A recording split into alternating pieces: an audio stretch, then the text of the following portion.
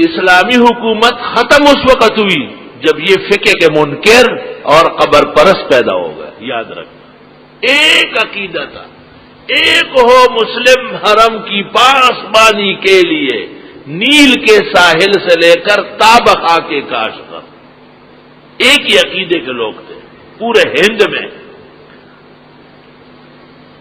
محمد بن قاسم اور محمود غزنوی اور شہاب غوری سے لے کر سلطان اورنگزیب تک ایک ہی نظریہ تھا، سب کے سب احناف تھے. اور جب سے یہ پیدا ہوئے ننگے سر، ٹانگیں کھلی ہوئی اور شلوار زور تک پہنچائے ہوئے اور وہ ایڑیوں سے نیچے لٹکائے ہوئے، زدان مفترقان ای تفرقی. اس وقت سے اسلامی نظام کو دقت اور گرانی پیش آئی. اور خوشخبری دے ان کو جو ایمان لائے اور عمل کیے نیک کہ بے شک ان کے لیے جنتیں ہیں کہ بہے گی اس کے نیچے نہریں. سبحان اللہ. زندگی کا پہلا قوام پانی ہے. وجعلنا من الماء كل شيء حي. اور چیزیں ہو نہ ہو، پانی بسیار موجود ہو، خوبصورت، حسین، ٹھنڈا، شیرین، ذائقہ دار. سب سے پہلی نعمت جو اللہ نے بیان فرمائی وہ پانی ہے. اور سب سے عمدہ پانی کہتے ہیں کہ نہر کا ہے. دوسرے درجے میں پانی پھر چشمے کا ہے، تیسرے درجے میں دریا کا ہے، اور چوتھے درجے میں کنویں کا ہے. اور سمندر کا پانی تو قابل استعمال نہیں ہے. انہار نہر کی جمع ہے جسے ہم نہر کہتے ہیں. فقہ میں ایک بڑی کتاب لکھی ہے، اس کا نام ہے مجمع الانہر، اور اس کا متن ہے ملتقل ابہر. مجمع الانہر شرح ملتقل ابہر موجود ہے اپنے پاس، کئی نسخے. چنانچہ علماء لکھتے ہیں کہ دسترخوان پر سب سے پہلے پانی رکھا جائے. جب مہمان بیٹھتے ہو، دسترخوان سجتا ہو، سب سے پہلے مناسب پانی بمعاب کاسے کے، آپ خورے کے لا کے رکھ لیں. ممکن ہے کسی کو پیاس لگی ہو، لیکن جب کھانا لگ جائے تو کلو وشربو، کلی وشربی. مائی مریم کے لیے پہلے زمین سے نہر نکل آئی، لیکن پھر فرمایا کھاؤ پہلے پیو بعد میں. اطباء کہتے ہیں نہار منہ نہ پیا جائے، کہیں ایسا نہ ہو معدے کو نقصان ہو جائے. حکیم الامت نے تو بہشتی زیور میں ایک جگہ لکھا ہے کہ بعض لوگ نیند سے اٹھتے ہی فوراً پانی پیتے ہیں. فرمایا کبھی کبھی پانی پیتے ہی فوت ہو جاتے ہیں.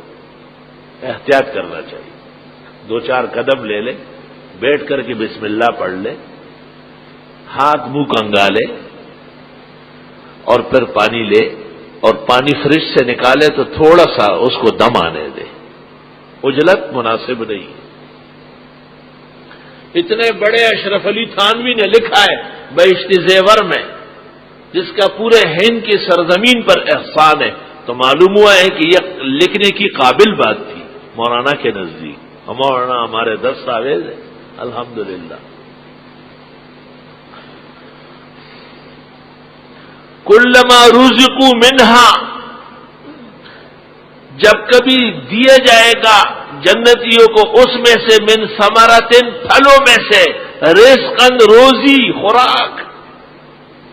جنتی جب جائیں گے جنت تو سب سے پہلے تو ان کو مچھلی اور بیل کا گوشت یہ دیا جائے گا. بعض لوگ چھوٹا گوشت پسند کرتے ہیں. حسن جان مولانا نور اللہ مرقدہ غٹا غوخه به خوخولا وی غټه غوخه پخوي هغه خوږی دا نری غوخه تاسو ډیره پخوي دا خو د بیمارانو لپاره چیلی غوخه خوخه نه میں سم محدث ہوں ماشاءاللہ. وہ لوگ تم نے ایک ہی شوخی میں کھو دیے اور پیدا کیے فلک نے جنہیں خاک چھان کر. کلما رزقوا منہا جب کبھی دیا جائے گا جنتیوں کو جنت میں سے من ثمرۃ پھلوں میں رزقا خوراک،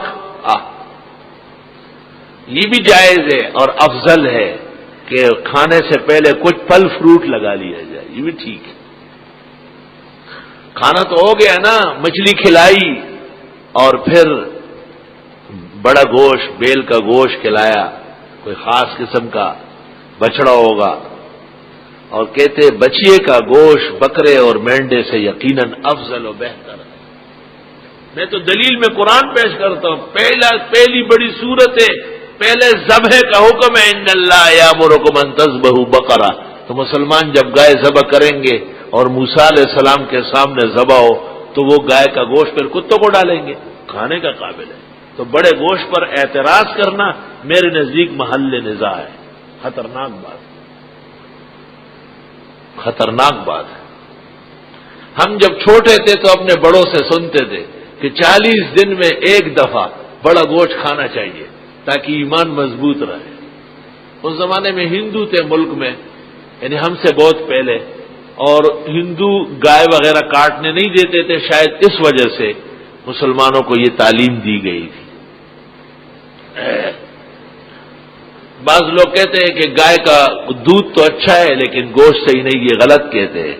غوڑی دا غوا اور پئی دا میخ ہے، دودھ تو بھینس کا آلہ ہے، اور گائے کا گوشت اور گائے کا گھی یہ شفا میں سے ہے، شفا میں سے۔ غوڑی دا غوا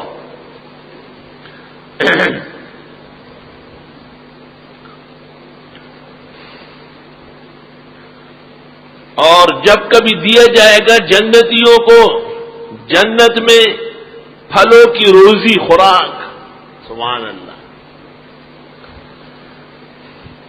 قالوا ھذا الذی رزقنا من قبل، کہیں گے یہ وہی ہے جو دیا گیا تھا ہم سے پہلے، یہ تو وہی مالٹے ہیں، سنترے ہیں، آم ہے، امرود ہے، انگور ہے، اور خربوزہ ہے، واہ بھائی واہ، جس کو جو بھی پسند ہے وہ سب موجود ہوں گے۔ وَأُتُوا بِهِ مُتَشَابِهًا، اور ان کو دیے جائیں گے ملتے جلتے، رنگ ان کا دنیا کے پھلوں کا ہوگا مگر ذائقہ کچھ اور طرح ہوگا۔ ایک سنترے میں 12 قسم کی پنکھڑیاں اور ہر پنکھڑی کا دوسرے سے اچھا ذائقہ، سبحان اللہ، اللہ نصیب فرمائے۔ وَأُتُوا بِهِ مُتَشَابِهًا، اور ان کو دیا جائے گا اسی کے ساتھ ملتے جلتے، الوانہم الوان الدنیا وذوائقها اخرى، ان کے رنگ تو مالٹے، سنگترے، امرود، کیلے، چیکو اور پپیتے کے ہوں گے، لیکن ذائقے بہت اعلیٰ اور جنت کے مناسب ہوں گے۔ اللہ اپنے فضل و احسان سے نصیب فرمائے۔ وَلَهُمْ فِيهَا أَزْوَاجٌ مُطَهَّرَةٌ، اور ان جنتیوں کے لیے جنتوں میں بیویاں ہوگی پاک صاف۔ گوشت بھی کھایا، پھل بھی کھایا، جب آدمی توانا ہو جائے، صحت اچھی ہو، کھائے پیے، تو پھر تمام خوشیوں کا آخری مرجع وہ ازدواج ہے، سبحان اللہ۔ لِتَسْكُنُوا إِلَيْهَا، قرآن کہتے ہیں کہ بیوی کے ساتھ تمہیں سکون ملے گا، اللہ اکبر۔ مفسرین نے لکھا ہے کہ بیویاں وہاں کی ان کو حیض نہیں آئے گا، ان کو نفاس نہیں ہوگا، گندا وندہ خون نہیں آئے، ٹھیک ہے، سر آنکھوں پر ہمارے بڑوں نے لکھا ہے، اتنا ہوں تیرے تیغ کا شرمندہ احسان، سر میرے تیرے سر کی قسم اٹھ نہیں سکتا۔ لیکن اس کے علاوہ بھی باتیں ہیں، وہ خدت ببرشی اور بدزنا ورشی، حیض نہ آئے، نفاس نہ آئے، لیکن اس کے اخلاق اچھے نہیں ہیں، خاون غریب اس سے پریشان ہے۔ کتنے مرد یہاں پھر رہے ہیں جن کو بیویوں نے گھروں سے نکالا ہے، سے بلا گئی دی۔ لکه د ښځې نوم دې څه دی؟ وی ولا جان. وی خو جوخته بلا جان ده، کور نه بار غلوله.